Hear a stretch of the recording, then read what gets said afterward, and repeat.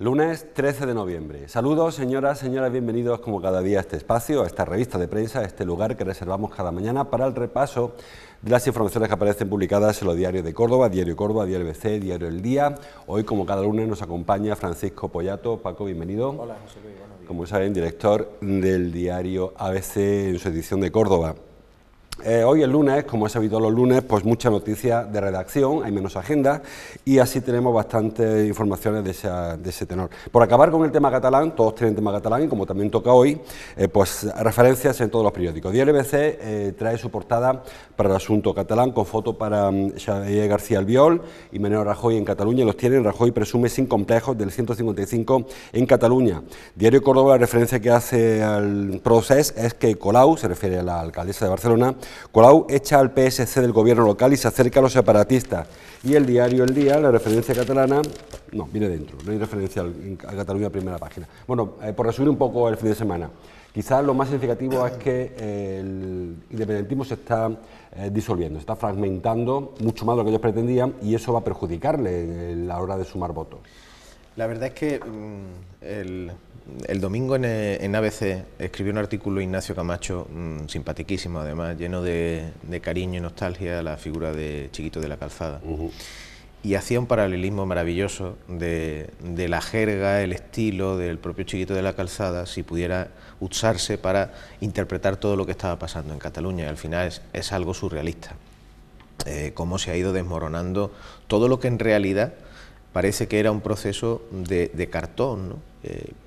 Yo no, llego a preguntarme si en realidad nos hemos tomado demasiado en serio todo esto, porque al final nos hemos dado cuenta que en 2 semanas se ha desmoronado por completo, ha habido traidores, no sabemos si el proceso paga a traidores, como diría la frase, y estamos en un momento en el que, como comentábamos la semana pasada, todo el mundo ya está en clave electoral, además no hay ninguna plataforma conjunta, cada uno va a ir a la guerra por su cuenta, cada uno se está posicionando y hasta el propio Puigdemont desde su exilio entre comillas y los otros 4 exconsejeros están allí prácticamente como haciendo su propia campaña e incluso la última butada que soltó este hombre fue que estaba dispuesto a gobernar Cataluña desde Bruselas, ¿no? Por internet.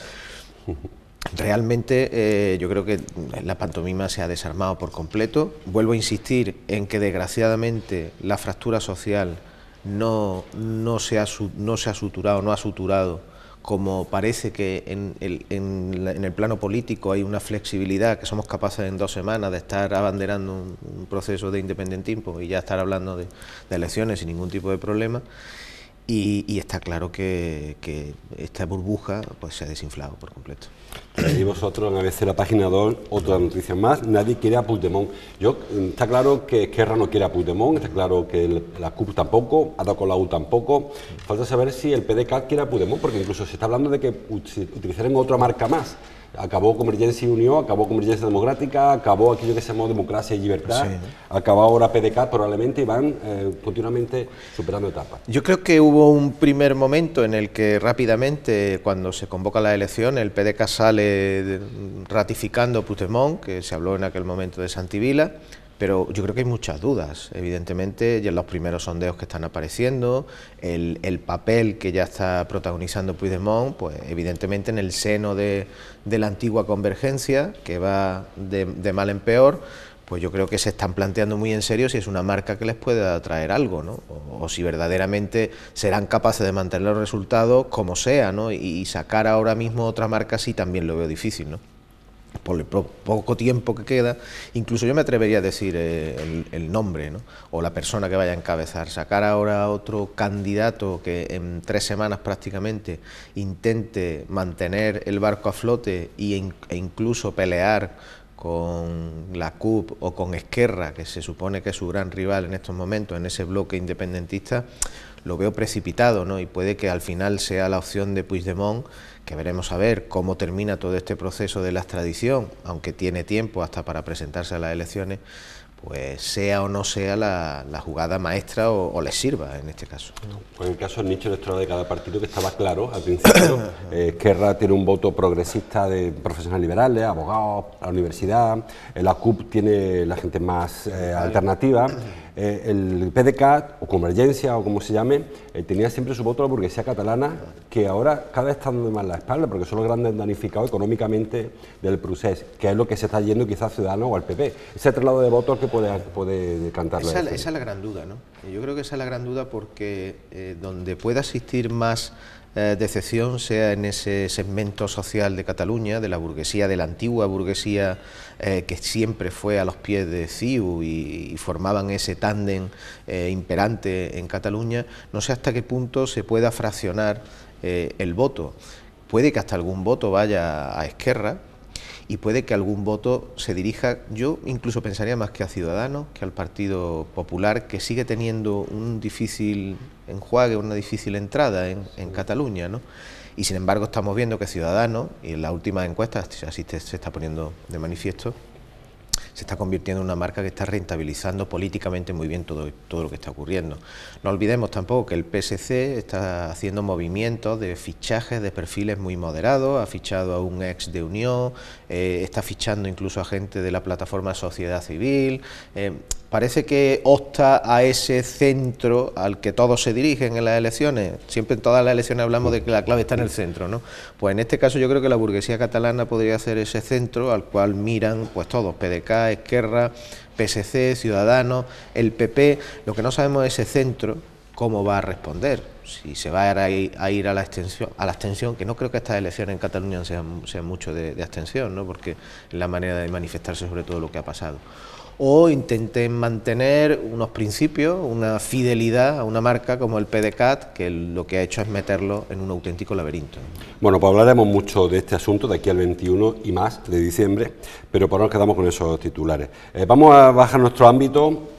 El diario Córdoba, empezamos por el diario El Decano, dice en su portada, 4 columnas, la incertidumbre por las pensiones reaviva los planes privados. Fue una recomendación que se hizo en su día, incluso del propio gobierno, en previsión de que algún día, no en un plazo corto, no quizá a las personas que están hoy cobrando una pensión, pero sí para los que lo piensen hacer de aquí a 20, 30 años, no haya dinero para pagar las pensiones. En principio se propone el plan de pensiones privado, pero luego existe otro hándicap, y es que no todo el mundo tiene capacidad para pagarse un plan de pensiones, con lo cual entramos en una dinámica muy perversa.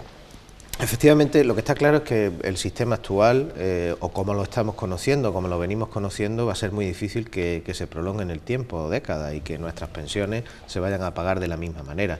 No sé si será un sistema complementario, el público, hacia una bolsa de ahorro que esté protagonizada por los planes de pensiones, que indudablemente, por lógica, están ganando terreno, ¿no? Sí es verdad que existe esa franja no cubierta de personas que no tienen capacidad adquisitiva para ir manteniendo un ahorro prolongado en el tiempo, que es lo que te permite un plan de pensiones, sobre todo porque tampoco los salarios ahora mismo, después de la crisis tan gorda que hemos tenido, o que seguimos todavía viviendo, permiten evidentemente depositar en la hucha un poco de dinero, casi que vamos con lo comido por lo servido, si el salario se puede entender que es un salario medianamente digno, ¿no? Con lo cual puede crear ciertos desajustes o puede servir para que se piensen en nuevos sistemas de ahorro, de pensiones, o incluso, como se ha venido trabajando, en la creación de impuestos, que al final todo se resuelve en este país con impuestos, que ayuden a incrementar el ahorro, ¿no? Porque la hucha de la tesorería de la Seguridad Social también está prácticamente, toda esa ingente cantidad de millones está prácticamente dilapidado, ¿no? Con lo cual es un tema que ahora mismo no tiene el protagonismo político que pueda estar teniendo Cataluña, pero es un tema sobre el que no se debería dejar de trabajar y de buscar fórmulas para los próximos 20 o 30 años que de verdad pues vuelvan a mantener la garantía del sistema público, aunque evidentemente, y es legítimo, se incentive todo este tipo de planes, que desde mi punto de vista, aparte de las bonificaciones que ya puedan tener en la declaración de la renta, yo creo que tendría que ser un producto mucho más estimulado, en este caso por la necesidad de complementar al sistema público. En cualquier caso, hay algunos países, porque los sistemas cada cual tiene el suyo, que las pensiones salen de los presupuestos, no salen de una hucha concreta, con lo cual si la hucha se agota, lo que hay que hacer es trasvase de partida. Igual que el ejército, siempre pongo un ejemplo, no se paga de una hucha, se paga de los presupuestos, o la policía. Nosotros aquí, del Pacto de Toledo, por garantizar las pensiones precisamente, se intentó sacar del debate presupuestario, pero aquello que fue un logro en su día, ahora se está convirtiendo en un peligro para el propio sistema. Evidentemente, lo que ocurre es que también esa hucha permite generar lo que tú decías, una garantía y apartarlo de coyunturas presupuestarias que muchas veces pues están muy sujetas a lo político. Imagínate ahora mismo cómo estamos en España, en unos presupuestos que están aparcados porque estamos en una coyuntura política.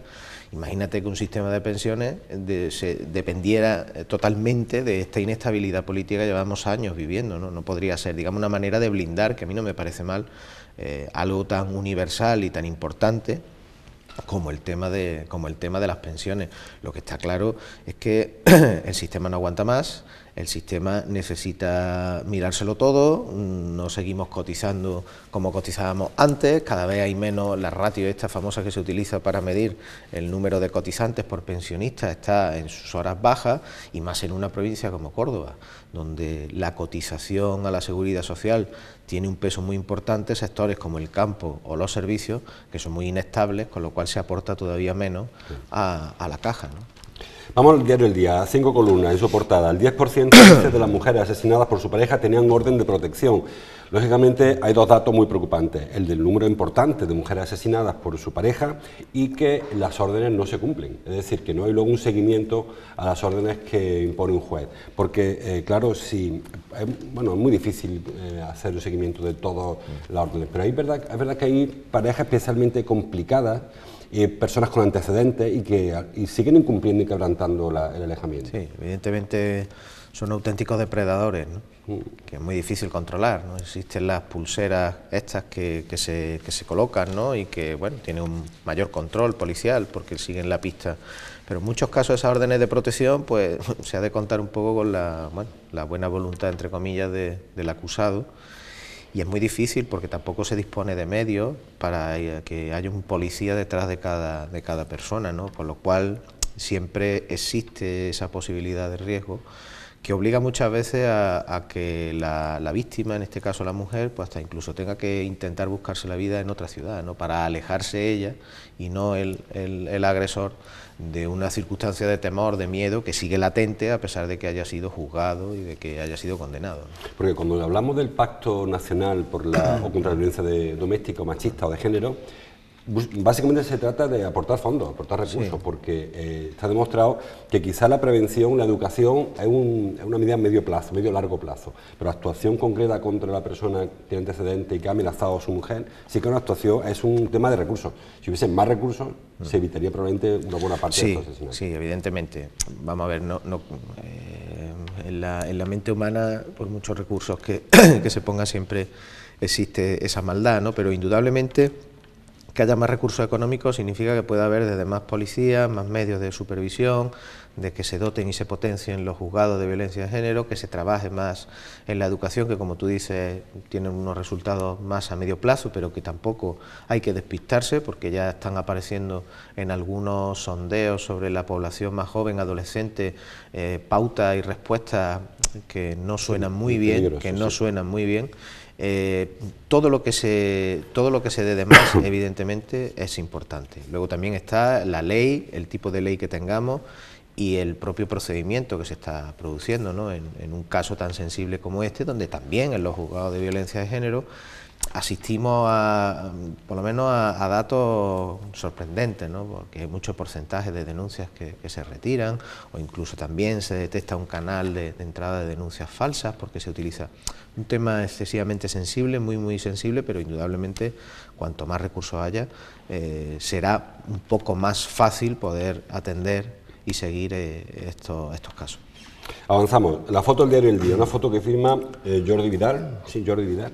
Vecino del pasaje Escultor Benlliure, dice en el rellano del subloque: el drama de la promesa del ascensor. Cientos de familias esperan que la Junta desbloquee las ayudas comprometidas desde hace años. Estos son vecinos de la zona del Santuario, de la zona de Virgen del Mar, pero es una foto que vemos repetida en otros lugares de Córdoba. Hay muchísimas familias esperando un ascensor y, como dicen ellos, secuestrados, son personas con discapacidad, lo ven, motora o algún tipo de dificultad, que no pueden bajar de su casa, porque pueden volver a subir. Sí, es un tema que está siendo ya recurrente en los últimos meses, nos estamos haciendo ecos todos los medios de la realidad que se está viviendo en estos bloques, pero como tú bien dices, hay otros muchos bloques donde sucede lo mismo, ¿no? Y es un secuestro en vida, personas mayores no pueden bajar prácticamente ni hacer vida, salvo en sus casas, o ir al médico, hacer lo mínimo, lo más básico. Y bueno, aquí se produjo una coyuntura en la cual la Junta de Andalucía abrió una serie de programas, una serie de convenios, donde se pagaba prácticamente, o se subvencionaba prácticamente el 100% o el 75% de todas estas acometidas en edificios ya de mucha edad, y de repente, pues bueno, la crisis económica o las prioridades que pudo tener el gobierno de la Junta de Andalucía, el gobierno socialista, derivó en una nueva orden en el que se recorta el dinero que se subvenciona, y aparte todo lo que se firmó con anterioridad pues no se respeta íntegramente, sino que se tiene que sumar o adecuarse a la nueva normativa. Se está retrasando mucho la firma de esos, no la firma, sino la ejecución de esos convenios, porque creo que hay como 40 o 50 edificios en Córdoba que ya tienen firmado ese convenio y que siguen esperando el dinero. Y hay un caso muy curioso, del que nosotros en ABC nos hicimos eco hace ya algunos meses, de una comunidad de vecinos que acabó llevando a los tribunales a la Junta de Andalucía por esta demora, este incumplimiento, y ha ganado. Y ya obliga el juez deliberadamente a la Junta a que acometa íntegramente el proyecto de reforma del ascensor, que podría ser una solución para muchos de estos vecinos, pero indudablemente es otro coste más sobreañadido al que ya han desembolsado para hacer un proyecto de reforma de su bloque. Y además eso supongo yo que retrasaría aún más la actuación. Sí, porque lo deja en el camino judicial, puede retrasarse mucho más, en fin. Pero bueno, ¿hasta qué punto llega la desesperación y la necesidad que tienen todas estas familias y todas estas personas? Vamos a la portada de ABC, la página 2, otra estadística más, dice en su portada, en el sumario: los positivos por drogas y alcohol en vehículos pesados se triplican en el año 2017. No sé si se triplican porque hay muchas más inspecciones o porque han cambiado los hábitos de los camioneros, pero la verdad que es muy preocupante esto, ¿eh? El dato es bastante preocupante. Nos ha llamado mucho la atención en la redacción en ABC el goteo que había últimamente de casos en los que aparece positivo en los test que se hacen, pero además positivo en camioneros y en conductores de autobús. Ya estamos hablando de vehículos pesados, con el riesgo de más que eso entraña en una carretera, y personas que conducen un autobús con más personas. Y puestos a buscar estadísticas, pues nos encontramos que se triplica. Puede que estemos ante la suma de esas dos cosas que tú dices, ¿no? Es verdad que se intensifican cada vez más los controles por la Dirección General de Tráfico, pero eso también quiere decir que entramos en unos hábitos y unas costumbres que de un tiempo a esta parte ya no es que estemos hablando del alcohol, es que estamos hablando directamente de la droga, ¿no? Y hay un dato todavía más espeluznante.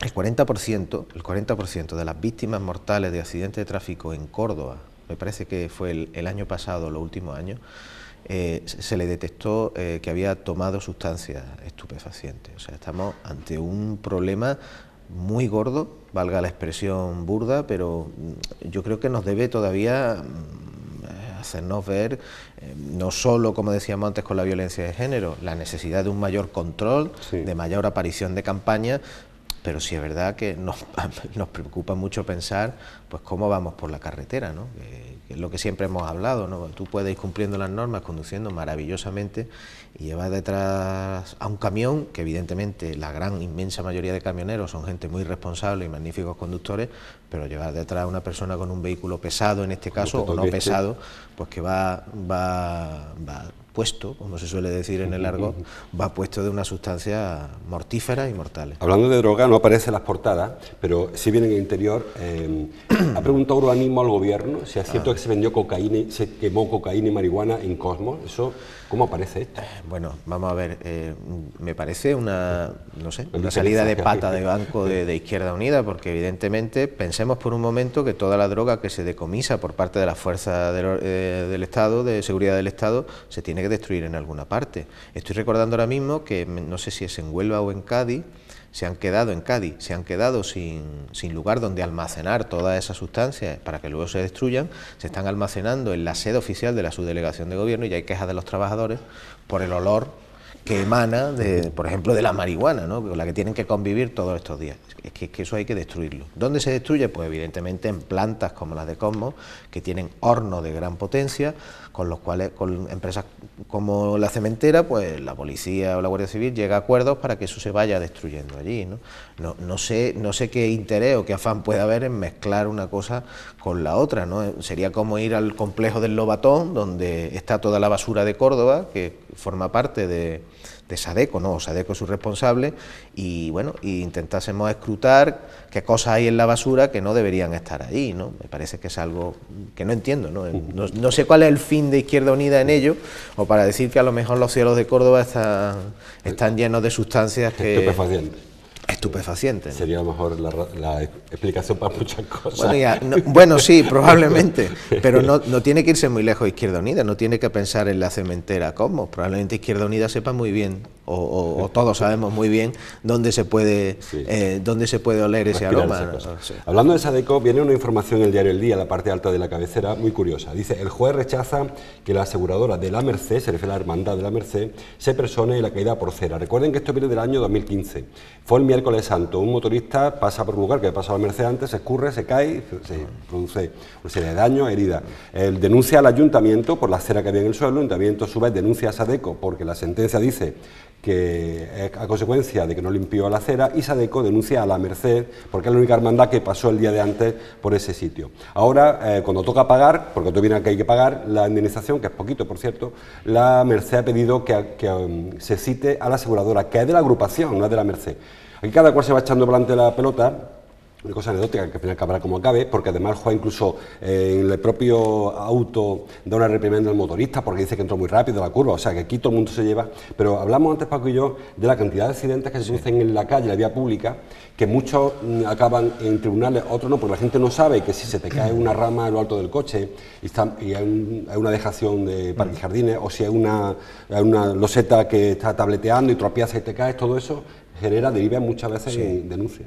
De hecho, comentábamos antes que cada vez hay más casos de ciudadanos que denuncian al ayuntamiento por este tipo de irregularidades o de falta de mantenimiento de lo que son las vías públicas, que son competencias del ayuntamiento, ¿no? En este caso, bueno, es anecdótico, bastante rocambolesco, porque todo el mundo se pasa la pelota, que nadie quiere hacerse cargo al final de lo que demanda este ciudadano. Además es un tema sensible como el de la acera, que cada vez que llega la Semana Santa, pues siempre hay un poco de discusión. En este caso incluso Sadeco, que es una de las partes a las que ha derivado este caso, ha puesto en marcha, yo recuerdo, iniciativas para que tanto los propios nazarenos, era como una especie de cucurucho donde cayese la acera, pues se intentara mantener la vía pública lo más limpia posible. Bueno, entramos en unas circunstancias en las que el ciudadano tiene plenamente derecho a demandar y a exigir que se le indemnice por lo que entiende que es un mal estado de conservación de la vía pública, ¿no? Hay que ponerse también en el papel de este tipo de ciudadanos cuando dicen: bueno, estamos hartos de pagar impuestos, de que el ayuntamiento tenga las calles en condiciones, y a lo mejor una rama, como tú dices, pues porque no se ha podado bien, o una loseta y resulta que hay una señora mayor que tropieza, se cae, se parte una cadera. Bueno, pues es que realmente ahí hay una responsabilidad del ayuntamiento por no tener en condiciones el pavimento. Seguimos avanzando. El diario Córdoba también lo hace El Día, también a veces. Básicamente hablan de la Feria de los Municipios que concluyó ayer. Titula el diario Córdoba: la Feria de los Municipios cierra sus puertas tras recibir más de 37.000 visitas. Muy parecido al diario El Día. Son un par de miles de visitas más, según la estadística, que el año pasado. Yo esto de los números que entran en feria un poco así orientativo, como las manifestaciones de la Vía Layetana, ¿no? Hombre, máxime si son ferias en las que no cuesta nada entrar, es muy difícil controlar eso, ¿no? En cualquier caso, es verdad que hay mucha gente. Yo estuve allí, hay mucha gente, cada vez se ha consolidado esta feria. Recuerden que esta feria tuvo una primera etapa, luego se interrumpió la época de mayor crisis por parte de la Diputación, y luego está la segunda edición que se produce en esta segunda nueva etapa. Creo que es interesante interesante que los municipios vengan a Córdoba y hagan esta exposición de algunos de sus artículos, y sobre todo yo este año he visto más variedad.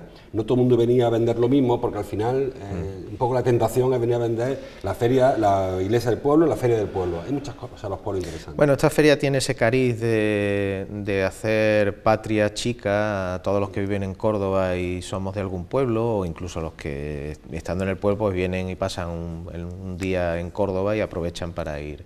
Siempre es atractivo, me parece que es interesante que sea una manera de dar a conocer las muchísimas cosas atractivas e interesantes que hay en la provincia, cada vez más, porque es verdad que los municipios pequeños, medianos y grandes se están esforzando cada vez más en sacar partido a sus pequeños o grandes activos que los tienen para sacarlos al escaparate y que vayan a visitarlo. Eso es elogiable por parte de estos municipios, muchos de ellos con muy poquitos recursos, y bueno, y esta feria no deja de ser un pequeño escaparate turístico de puertas para adentro, que siempre es bueno aprovechar.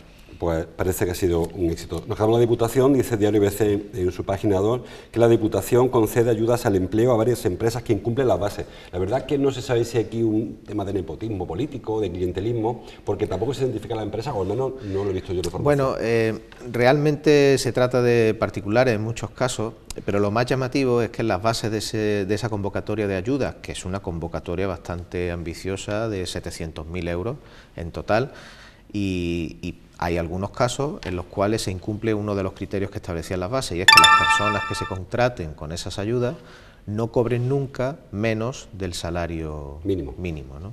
Entonces hay 4 o 5 casos, que son los que nosotros ponemos de manifiesto en la información y que han sido denunciados por un concurrente, en los que esas empresas que han recibido la ayuda contratan por debajo del salario mínimo, lo cual es bastante llamativo a la hora de enfocar un asunto como el de la precariedad en los contratos, y sobre todo porque si se están incumpliendo unas bases se supone que no debería ser así, aunque parece ser que se presentó una alegación y los servicios técnicos de la Diputación han desestimado la alegación, pero sin entrar a valorar si efectivamente se estaba incumpliendo uno de los requisitos importantes de la convocatoria. Hombre, y si estamos hablando de una convocatoria de ayuda al empleo, que es una convocatoria bastante generosa y bastante importante, de 700.000 euros, yo creo que aquí hay que ser todo lo riguroso que se pueda para que evidentemente no haya pequeñas trampas ni pequeños arqueos donde se produzcan situaciones de este tipo, ¿no? Yo me refería que no aparece aquí alguna arbitrariedad, o al menos presuntamente, o al menos todavía. ¿Alguna vinculación? Claro, como creo con Guadalquivir Futuro,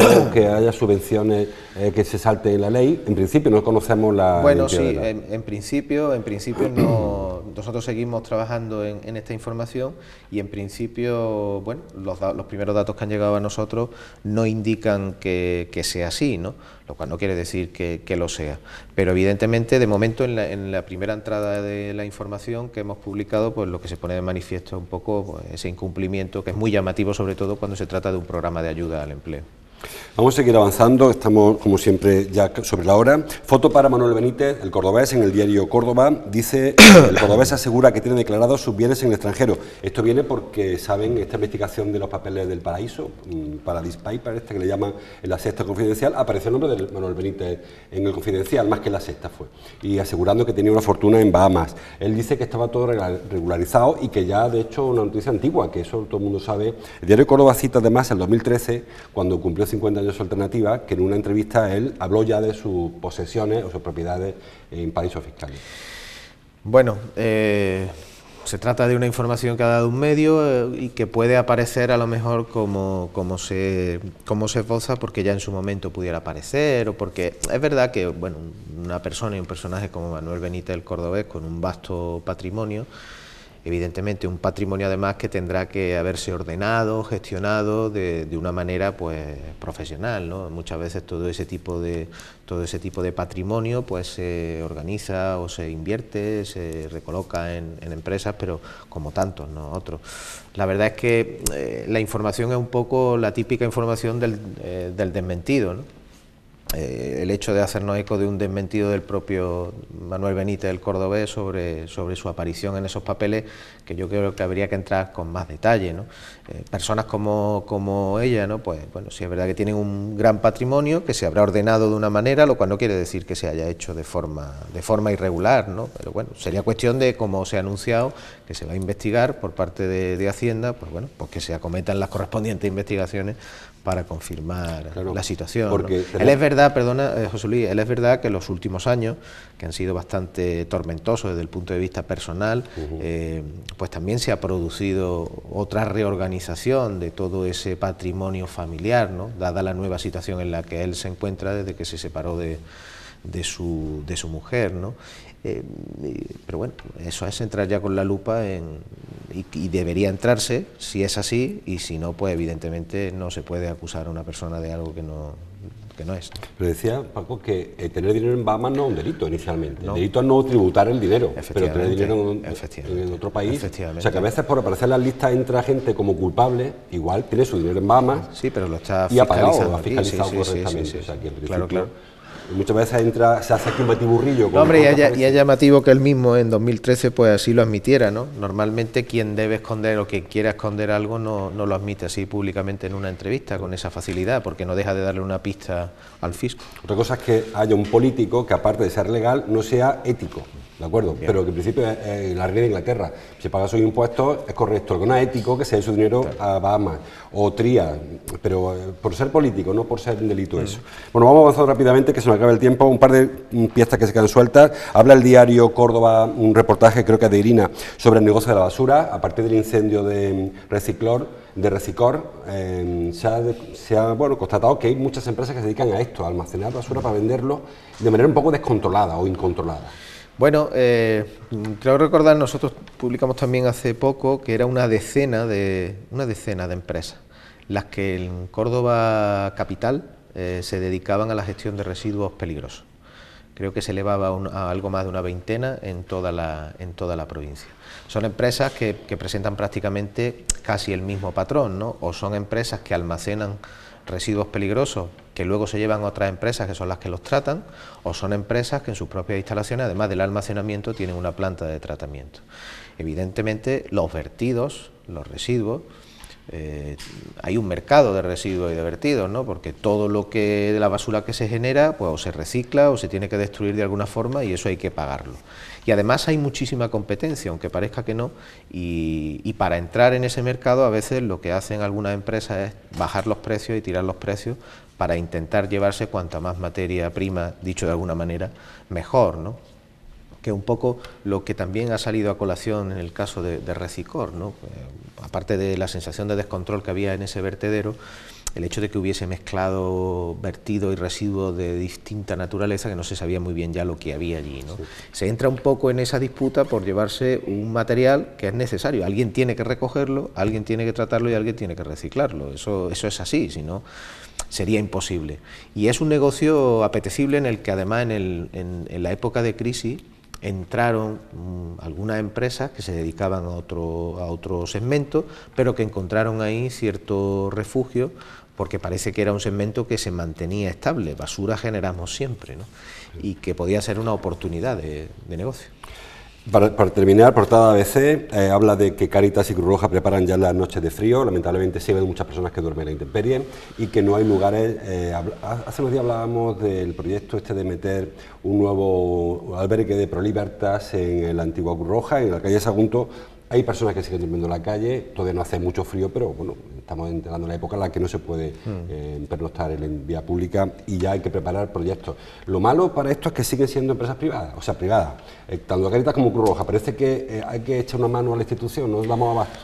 Y curiosamente después, pues muchas veces de las instituciones, como ocurrió aquí con el ayuntamiento, se sataniza o se castiga o se deja sin ayuda a estas mismas ONG que son las que le hacen el trabajo, ¿no? Está claro que la política social, la rama social, necesita de un complemento externo, ¿no? En este caso ONG, una de la Iglesia y otra que no es de la Iglesia, como Cruz Roja, ¿no? para poder llegar y abarcar a todo lo que se puede llegar, ¿no? Y de alguna manera, si lo pensamos fríamente, a un ayuntamiento, con los recursos que pueda tener, más o menos, pues es mucho más cómodo tener organizaciones que ya están perfectamente establecidas su operativa para trabajar con estas personas, ¿no? No me parece mal, indudablemente, que un ayuntamiento eche mano de ellas, ¿no? Pero por su vocación, por su sentido, tanto Cáritas como Cruz Roja trabajan de manera denodada y son muy necesarias hoy en día. Y bueno, aunque ya no tenemos esas imágenes de hace unos años de los comedores, de las colas, parece que se ha calmado un poco, aunque no se ha erradicado, pero ya hay que empezar a trabajar en ese sentido. Y bueno, todas estas iniciativas nuevas son porque se quedan pequeñas las que hay, ¿no? Por ejemplo, en el caso del comedor de ProLibertad, o el proyecto que tiene el Ayuntamiento en el Hospital Militar de crear un centro de acogida para familias, en este caso sin recursos o que quedan sin vivienda, y que bueno, pues son necesidades sociales que hay que ir cubriendo indudablemente, y que desde el ámbito público pues no se termina de tener los suficientes recursos, ¿no? Efectivamente. Y ya para terminar, ahora sí que sí, foto para Márquez, los 3 periódicos. El Diario Córdoba titula Márquez, el tetracampeón más joven de MotoGP. Diario Córdoba, Diario ABC, perdón, Márquez otra vez campeón del mundo. Diario El Día, Marc Márquez consigue su 4ª corona mundial en MotoGP. Se ha hecho todo de Marc Márquez, es una hazaña que hay que verla con perspectiva, porque lo tenemos tan cerca que nos damos cuenta del gran logro de este chaval, que es un crío que ha ganado ya 6 mundiales y 4 de ellos en la máxima categoría, algo que era impensable hace unos años, que corría Ángel Nieto la motillo aquella, hablamos de MotoGP. Totalmente, e incluso en la etapa de Sito Pons y Alex Cribillé nos parecía una heroicidad que ganasen algún gran premio. Sí. A mí lo que más me llama la atención de estos casos es la insultante, como se dice, juventud de estos chavales que son campeones del mundo, que demuestran una veteranía encima de las motos asombrosa, que saben gestionar situaciones de riesgo y de máximo riesgo, diría yo, en una carrera con una frialdad pasmosa. O sea, podemos hablar de Marc Márquez o podemos hablar de Jorge Lorenzo, ¿no?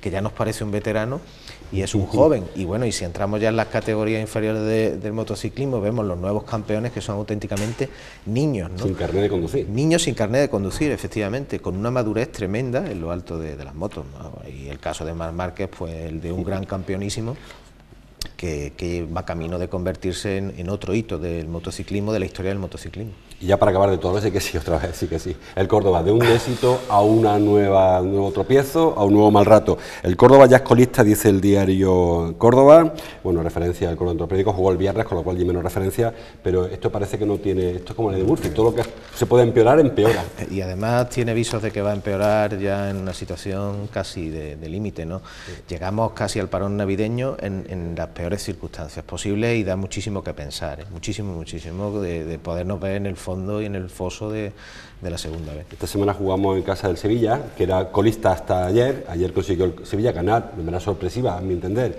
en el campo de Granada, sí, un recién descendido, y el último que le gana casi a los de arriba y ahora lo deja último a nosotros, con lo cual ni siquiera tenemos ese consuelo. Es que no hay buenas sensaciones, y como no hay buenas sensaciones ni en el vestuario, ni en el banquillo, ni en la presidencia, pues es que no se puede ser optimista y puede que la cosa vaya aún a peor, ¿no? No sé, es que de verdad que es un problema tremendo de aquí a Navidad. Si no se endereza mínimamente el rumbo del equipo, podemos llegar a Navidad en una situación lastimosa. Y lo peor, Paco, las gradas. Hay 12.000 abonados para el Córdoba, en el Córdoba, y fueron 7.000 personas en los Osasuna, un partidazo. Los Osasuna, y la mitad casi del que tiene abonos se quedó en su casa. Eso es el reflejo de lo que está transmitiendo el equipo. La afición se está empezando ya a cansar, ¿no? y a aburrir, ¿no? Aparte de esos 7.000 héroes que siguen yendo a ver a su equipo por encima de todas las circunstancias, pero lo que está sucediendo además ya con una continuidad de los últimos años está decepcionando a mucha gente que se enganchó al Córdoba, evidentemente los años buenos de primera, pero que está perdiendo ya la ilusión. Bueno, quedan muchos puntos, como dicen los entrenadores, los jugadores, a ver si se puede pelear y por lo menos, no digo ascender evidentemente, pero por lo menos que no pasemos la agonía de ver el Colón. Gracias, Paco, por tu visita de cada lunes, gracias a ustedes por su atención, nos pasan unos minutillos, les dejo con la programación habitual, con Ángeles Mellado. Nosotros venimos mañana martes, así leyendo la prensa. Hasta entonces, como siempre, gracias por su atención.